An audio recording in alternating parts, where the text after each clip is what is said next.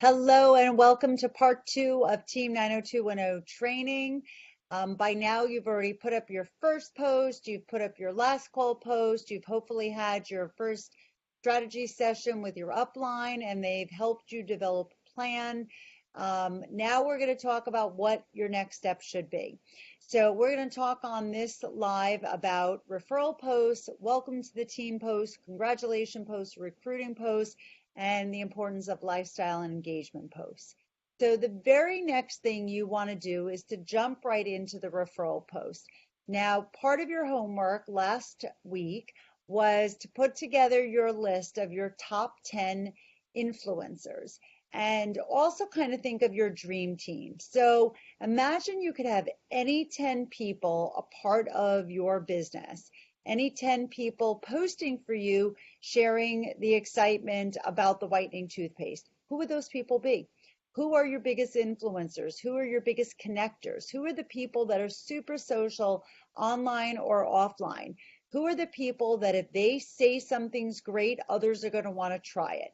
These are the people that you want on your top 10 list. And quite frankly, if you can go to 25, 50, or 100, go for it, but start with at least 10.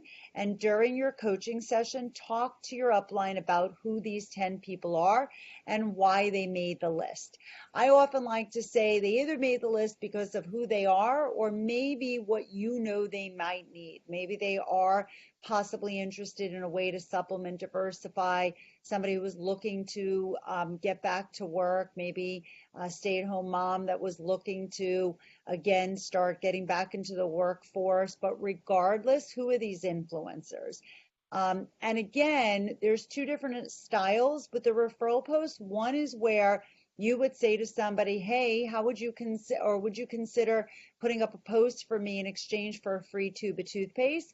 I also always like to have them involved in the upside. So saying, as long as I sell a tube, you'll get yours for free. And then for every 10 tubes I sell after that, you can actually get another amazing free product. And then think about it this way. If you sell 10 tubes of toothpaste because of this person, you just made $100. So would you be willing to invest $15, $20 in a product because they did that post for you and then expose them to another product?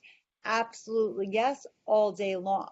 So the referral post, you are going to be reaching out to people and saying, hey, would you like to post? This might also be people who have previously bought the product, customers you know love the product. Maybe when you're engaging with people and going back and forth with the dialogue, and maybe someone says, oh, I don't have the money right now, you could say, well, how would you like to put up a post and maybe earn one for free? So ultimately, when they put up the referral post, they're going to use the same concept, ideally a photo of them, a nice before and after right next to them, right next to the results photo. You're going to send them what you feel they should post. Try and speak in their language, but then highly encourage them to tweak it to make sure it sounds like them. Again, same concept with emojis and whatnot. Again, look, some people are just going to put up this first post and they're not going to really get that engaged. But if you can inspire them to engage, and then obviously if the post does well, they stand a chance to make, and earn extra product. You might even say to them, you can earn free product or commissions, whichever you'd rather. And if they say the commissions, you could then start to have that conversation of them becoming a brand affiliate. But it's same idea, but you're going to be commenting back again on everyone that puts in a comment. You can put a comment underneath saying, check your messages, just sent you the information. And again, collect the orders and try and keep your friend who did the referral post as engaged as possible. If the post does well and starts to just get a little traction, you can immediately start and turn that into a recruiting opportunity where you say, oh my gosh, you're such an influencer, or wow, your post is doing well, or I can see you've got some real interest here. How would you like to, maybe you could take over the post and you could start earning money.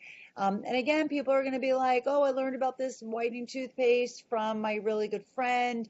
You can also take the strategy Michelle did in the middle where she's basically saying to people all the time, great way to make some money, and then asking people if they even want a complimentary one. Then, as you start to enroll people to the team, you're always going to want to make sure you welcome them publicly. Welcome to the team. This is where you can use some of your creativity, different images, personalize it, make it fun, sometimes make it a group welcome if you've got a lot of people joining the team. This acts as a subtle recruiting message, guys, because when your friends start to see that you're bringing so many people into the business, it lets them know that what you're doing is working. Same concept of the congratulation post. Every time you have someone on your team, you can congratulate, whether they went into qualification or maybe they just did their first post and it was super exciting. Maybe they just did their first party. Maybe they just had a killer month or a great week. Give people a shout out whenever you can, because again, it's great for them. It's also great for you because it's letting your world know that your business, you're on to something. So love seeing all the different congratulation posts. And then of course everybody jumps in. And when you start to see congratulation posts, Facebook knows this is important and they show it a lot, so it gets a lot of attention. Recruiting posts are something that I don't necessarily recommend everybody jump into right away. I actually think the OMG post for a new person acts as a really strong recruiting post. And also, as you're welcoming people to the team and congratulating others, it actually does work as a recruiting post. But again, some of this is going to depend on your social following. So if you have a large audience and people are really responsive, a recruiting post is going to work really well. But if you don't have a lot of response and you put up a recruiting post and no one responds, it doesn't mean your recruiting days are over. It just means we have to get a little more creative with you, help you expand your audience, help you learn how to reach out to people, help you start engaging with more people. But I will share with you some of these recruiting posts because I love all of them.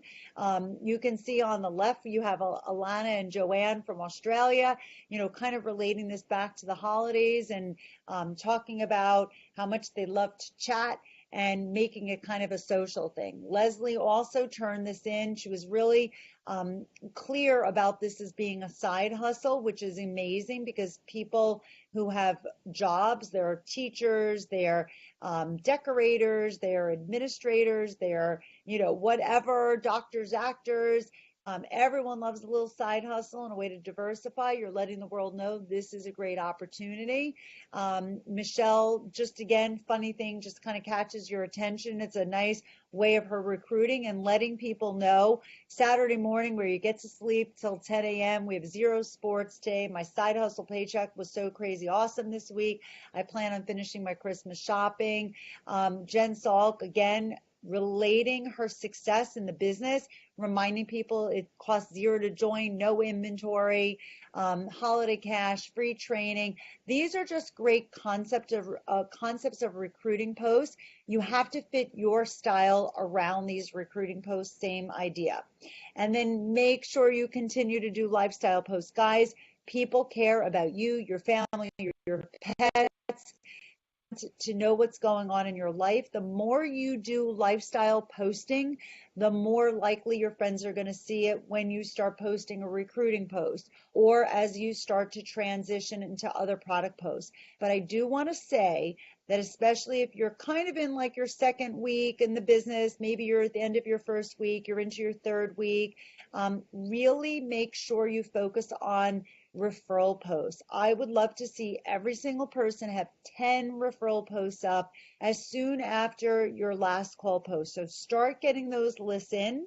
Talk to your upline about this, make it a goal, 10 referral posts right out by the end of your second week. That's the goal. And then we're also going to help you with engagement posts. Again, this is even a strategy that we're going to be using continuously because these are things that are going to get people to engage and comment, whether you're asking them about your hair, can I still eat these?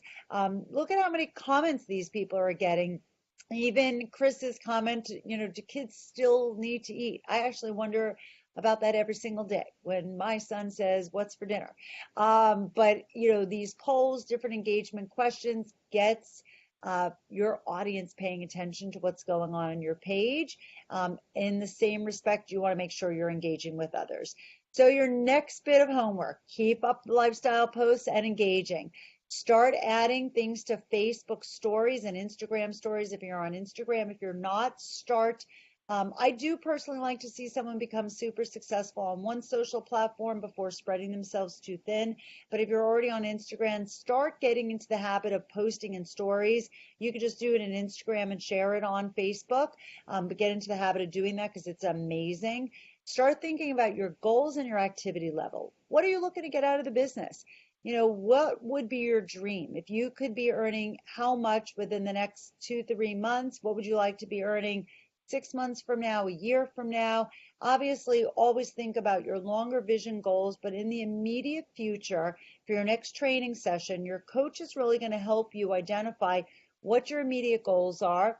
Kind of if you're looking for, just quick cash, or if you're looking to become a brand rep, they'll go over all this with you.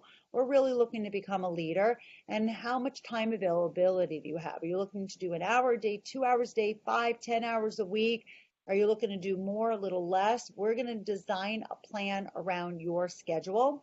So make sure you schedule your next training session within the next few days, maybe 3 days, 7 days, but don't go any longer than 7 days.